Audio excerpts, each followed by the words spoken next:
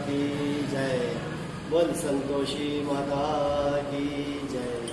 बोल संतोषी माता की जय। सिद्धि सदर सुंदर वर्ण गणनायक महाराज, दास आपका हो सदार, कीजिए जन के काज। जय शिव शंकर गंगाधर, जय जय उमा भवानी, सिया राम की जय कृपा, हरि राधा कल्याणी। जय सरस्वती जय लक्ष्मी, जय जय गुरु दयाल, देव विप्र गौ संत जय, भारत देश विशाल। चरण कमल गुरुजनों के नमन करूं मैं शीश, मोघर सुख संपत्ति भरो, देकर सुभाशीष। भक्त बंधुओं और बहनों, आज एक ऐसी पवित्र वार्ता चरित्र रूप में सुन रहे हैं कि जिसके करने से सब प्रकार का सुख, प्रसन्नता और शांति मिलती है। माता उमा को इसका रूप बनाते हुए भगवान शंकर ने कहा है कि प्रभु को देखना हो तो अपने हृदय में देखो। हाजर है हर जगह पर प्रेम रूप अवतार, करे न देरी एक पल यदि सत्य हो यह पुकार। प्रेमी के बस में बने रजो मांगे सो देता, पातर टाले भक्त कीर परखे सच्चा है। धारणा को सच्ची बनाए करके रखो, प्रेम का यही मूल मंत्र है। संतोषी माता के पिता गणेश जी है, माता रिद्धि सिद्धि, धन धान्य, सोना चांदी, मोती मूंगा, रत्नों से भरा हुआ परिवार। गणपति महाराज की लाडली, गणपति महाराज कमाई धंधे में बरकत दे, दारिद्र्य दूर करे, क्लेश का नाश करे, सुख शांति का प्रकाश करे, बालकों की फुलवारी, धंधे में मुनाफे की भारी कमाई, मन की कामना पूर्ण करे। लो संतोषी माता का नाम, जिससे बन जाए सारे काम। बोलो संतोषी माता की जय। एक बुढ़िया थी और उसके 7 लड़के थे। 6 कमाने वाले थे, एक निकम्मा था। बुढ़िया माँ चहो पुत्रों को रसोई बना करके देती, भोजन कराती और पीछे से जो कुछ भी बचता वह 7वें को दे देती थी। परंतु वह बड़ा भोला भाला था, मन में कुछ विचार नहीं करता था। एक दिन वह अपनी पत्नी से कहने लगा कि देखो मेरी माँ मुझसे कितना प्रेम करती है। तब उसकी पत्नी कहने लगी, क्यों नहीं, सबका झूठा बचा हुआ तुमको खिलाती। तब वह कहने लगा कि भला ऐसा भी कहीं हो सकता है, मेरी माँ और मुझको झूठा खिलाए, यह मैं कभी भी नहीं मान सकता। तब बहू ने हंस करके कहा कि देख लोगे तब तो मानोगे। कुछ दिनों बाद घर में बड़ा त्योहार आया। घर में 7 प्रकार के भोजन और चूरमा के लड्डू बने। वह जांचने के लिए सर दुखने का बहाना करके पतला वस्त्र अपने सर पे ओढ़ करके रसोई घर में जा करके सो गया और कपड़े में से सब देखता रहा। जब चहो भाई भोजन करने के लिए आए, जब उसने देखा माँ ने उनके लिए सुंदर सुंदर आसन बिछाए, नाना प्रकार की रसोई परोसी और माँ उन्हें आग्रह करके जिमाती है। वह देखता रहा। जब चहो भाई भोजन करके उठ गए, जब उसने देखा माँ ने उनके झूठे थालियों में से लड्डुओं के टुकड़े उठाए, लड्डू बनाया, झूठन साफ करके बुढ़िया माँ ने पुकारा कि उठ बेटा, चहो भाई भोजन करके चले गए हैं, अब तू ही एक बाकी है, उठने कब खाएगा। तब वह कहने लगा कि माँ मुझे भोजन नहीं करना है, मैं परदेश जा रहा हूँ। तब उसकी माँ कहने लगी कि कल जाता हो तो आज ही चला जा। वह कहने लगा कि हाँ हाँ आज ही जा रहा हूँ। ऐसा कहकर वह घर से निकल गया।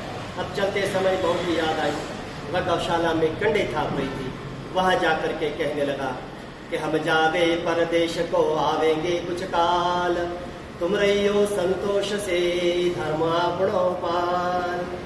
तब उसकी पत्नी कहने लगी कि जाओ पिया आनंद से हमरो सोच हटाय, राम भरोसे हम रहे ईश्वर तुम्हें सहाय। देव निशानी आपने देख धरो मैं धीर, सुधी मत विसारियो राखियो मन गंभीर। तब वह कहने लगा कि मेरे पास क्या है, यह अंगूठी है सो तुम ले लो और कुछ तुम्हारी निशानी मुझको दे दो। तब उसकी पत्नी कहने लगी कि मेरे पास तो कुछ भी नहीं है, यह गोबर से भरा हुआ हाथ है। ऐसा कहकर उसने उसके पति के पीठ में गोबर के हाथ की थाप मार दी। अब चल दिया। चलते चलते दूर देश में पहुंचा। वहां एक साहूकार की दुकान थी। वहां जाकर के कहने लगा कि भाई मुझे नौकरी पर रख लो। व्यापारी को जरूरत थी, बोला रह जाओ। लड़के ने पूछा कि तनख्वाह क्या दोगे। साहूकार ने कहा कि काम देख करके दाम मिलेगा। अब क्या था, साहूकार की नौकरी मिल गई। अब वह सवेरे 7 बजे से 2 बजे तक नौकरी बजाने लगा। साहूकार के 7-8 नौकर थे, वे सब चक्कर खाने लग गए। यह तो बहुत ही होशियार बन गया। सेठ ने भी काम देखा और 3 महीने में ही उसे आधा मुनाफे का हिस्सेदार बना लिया। 12 वर्षों में नामी सेठ बन गया। अब क्या था, मालिक सारा कारोबार इसके ऊपर छोड़ करके बाहर चले गए। अब बहू पर क्या बीती है सो सुनो। उसके सासू ससुरे उसे बहुत दुख देने लगे, सारे घर का काम कराने लगे, जंगल में लकड़ियां लेने के लिए भेजते हैं और इस बीच घर के आटे में से जो भूसी निकलती है उसकी रोटी बना करके रख दी जाती। फूटे नारियल के नारेली में पानी, इसी प्रकार से बहू के दिन गुजरने लगे।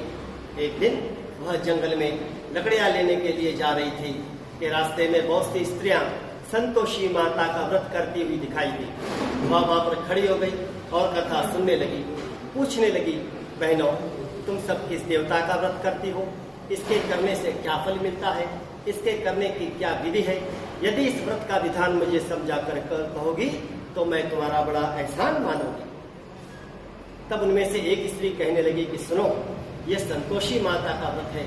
इसके करने से निर्धनता दरिद्रता दूर होती है, लक्ष्मी आती है, मन की चिंताओं का भार दूर होता है, घर में सुख आने से मन को प्रसन्नता और शांति मिलती है। निपुत्री को पुत्र मिले, स्वामी बाहर गया हो तो शुक्र आवे, कुंवारी कन्या को मनपसंद का वर मिले, राजद्वार में मुकदमा चलता हो तो निपट जावे, क्लेश क्लेश की निवृत्ति हो जावे, सुख शांति हो जावे, घर में धन जमा हो जावे, पैसा जायदाद का लाभ हो जावे, रोग दूर हो जावे और जो कुछ भी मन में कामना हो वह सब संतोषी माता की दया से पूरी हो जावे, इसमें संदेह नहीं। तब वह पूछने लगी कि यह व्रत कैसे करना चाहिए, यह भी बताओ तो बड़ी कृपा होगी। तब उनमें से एक स्त्री कहने लगी कि सुनो, 1.25 आने का गुड़ चना लेना, इच्छा हो तो 5.25 आने का लेना, 1.25 रुपए का लेना, बिना परेशानी श्रद्धा और प्रेम से जितना भी बन सके सवाया लेना, 1.25 पैसे से 5.25 आने तक का, इससे भी ज्यादा जितनी अपनी शक्ति है उतना लेना। प्रत्येक शुक्रवार को निराल रह करके कथा कहना सुनना, इसके बीच कर्म टूटे नहीं, लगातार नियम पालन करना। सुनने वाला कोई न मिले तो घी का दीपक लगाए, उसके आगे जल के पात्र को रख करके कथा कहना, परंतु नियम न टूटे। और जब कार्य सिद्ध हो जावे तब व्रत का उद्यापन करना चाहिए। उद्यापन मिठाई से राटे के खाजा, इसी प्रमाण से खीर और चने का शाक करना, 8 लड़कों को इस पे भोजन कराना, यथाशक्ति दक्षिणा दे, माता का नियम पूरा करना। उस दिन घर में कोई खटाई न खावे।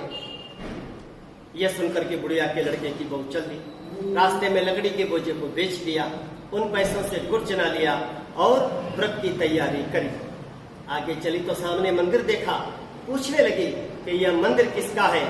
तब सब लोग कहने लगे कि यह संतोषी माता का मंदिर है।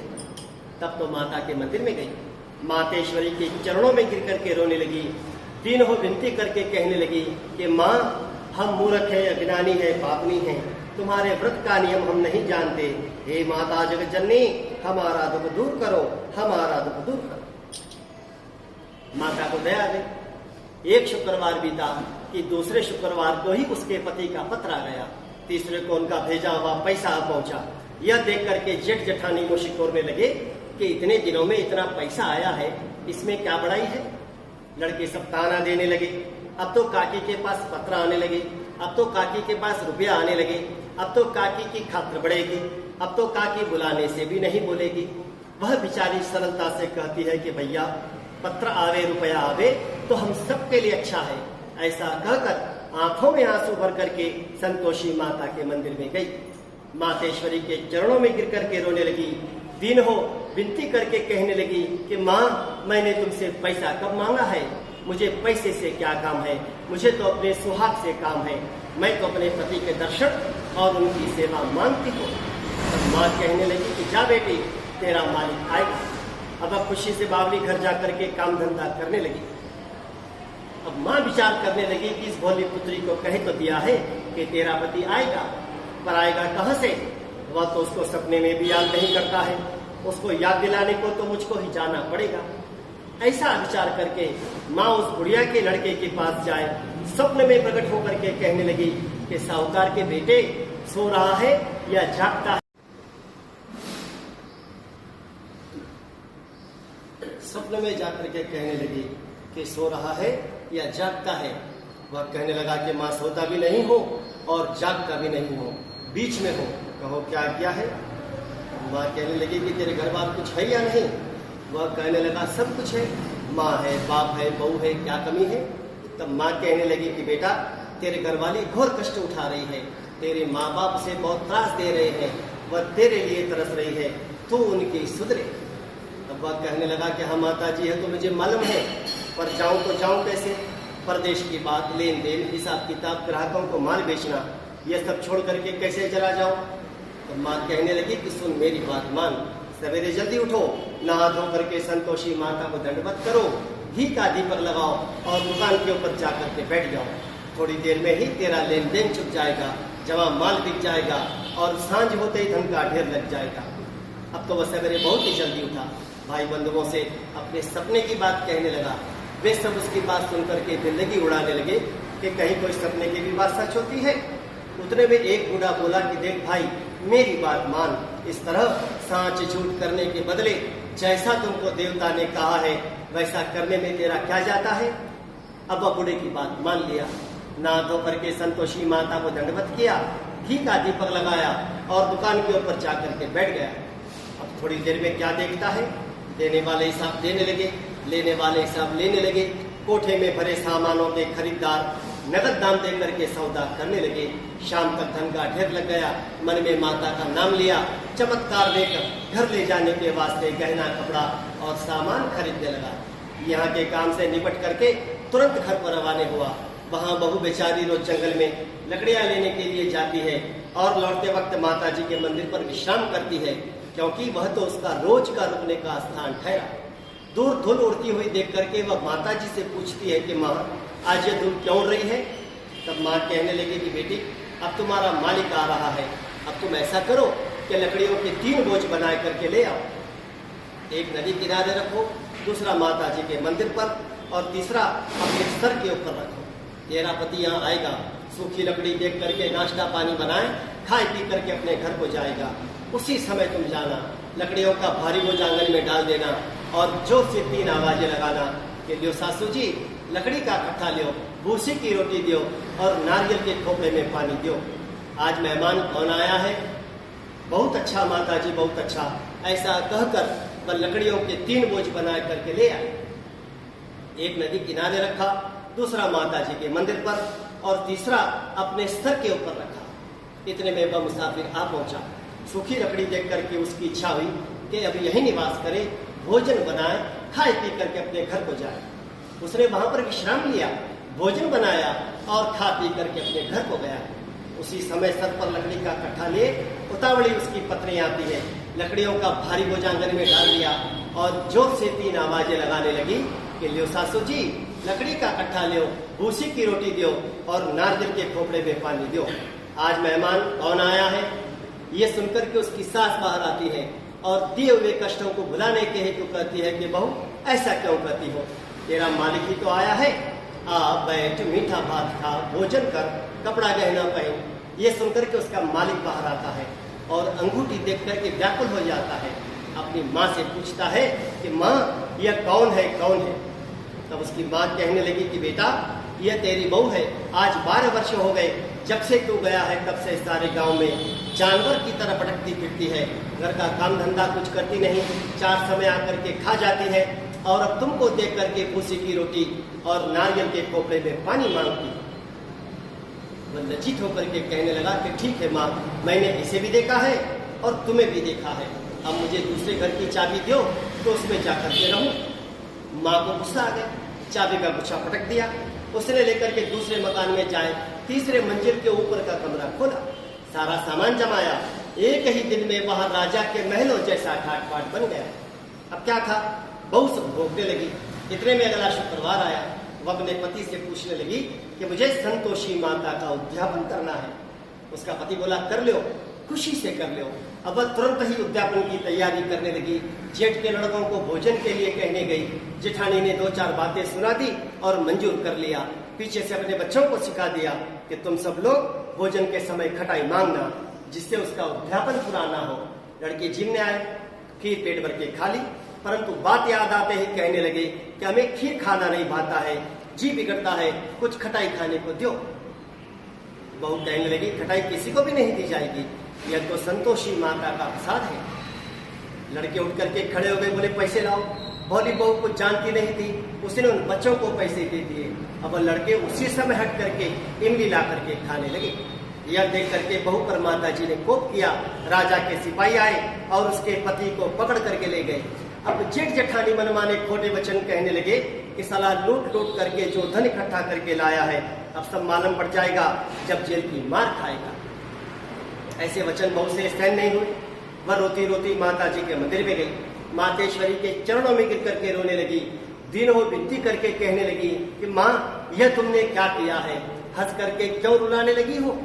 तब माँ कहने लगी कि बेटी तूने उद्यापन करके मेरा व्रत भंग कर दिया है, इतनी जल्दी सब बातें बुला दी। तब बहू कहने लगी कि माँ मैं भूली तो नहीं हूँ और ना ही कुछ मैंने अपराध किया है, मुझको तो बालकों ने बुझ में डाल दिया, भूल से ही मैंने उन बच्चों को पैसे दे दिए। माँ मुझे क्षमा कर दो, मैं फिर से तुम्हारा उद्यापन करूंगी। तब माँ कहने लगी कि अब भूल मत करना। बहू कहने लगी कि माँ अब भूल ना होगी। माँ बताओ वे कैसे आवेंगे। तब माँ कहने लगी कि जा बेटी, तेरा मालिक तुझको रास्ते में ही आता मिलेगा। अब निकली कि राह में पति आता मिला। वो अपने पति से पूछने लगी कि तुम कहाँ गए थे। तब उसका पति कहने लगा कि मैंने जो इतना धन कमाया है उसका टैक्स राजा ने मांगा था, वह भरने के लिए गया था। भला हुआ अब घर को चलो। घर गए, कुछ दिनों बाद फिर शुक्रवार आया। वो अपने पति से पूछने लगी कि मुझे फिर से संतोषी माता का उद्यापन करना है। उसका पति बोला कर लो, खुशी से कर लो। अब वह तुरंत ही उद्यापन की तैयारी करने लगी। जेठ के लड़कों को भोजन के लिए कहने गई। जेठानी ने 2-4 बातें सुनाई और मंजूर कर लिया। पीछे से अपने बच्चों को सिखा दिया कि तुम सब लोग भोजन के पहले ही खटाई मांग लेना, जिससे उसका उद्यापन पूरा ना हो। लड़के जिम में आए, कहने लगे कि हमें खीर खाना नहीं पाता है, जी बिगड़ता है, कुछ खटाई खाने को दो। बहू कहने लगी खटाई किसी को भी नहीं दी जाएगी, यह तो संतोषी माता का प्रसाद है, आना हो तो आओ। ऐसा कहकर वह ब्राह्मणों के लड़कों को बुलाए करके भोजन कराने लगी। यथाशक्ति दक्षिणा की जगह एक एक फल उन बच्चों को दे दिया, जिससे संतोषी माता बड़ी प्रसन्न हुई। माता प्रसन्न होते ही 90वें मास में चंद्रमा के समान सुंदर पुत्र उसको प्राप्त हुआ। अब पुत्र को लेकर के रोज माता जी के मंदिर में दर्शन करने के लिए जाने लगी। अब माँ विचार करने लगी कि यह रोज मेरे मंदिर आती है, आज मैं क्यों देश के घर को चलूं, इसका आसरा देखूं तो सही। ऐसा विचार करके माता ने भयानक रूप बनाया। गुड़ चना चना मुख ऊपर से सुंड के समान होठ, जिसके ऊपर मक्खियां मिनमिना रही है।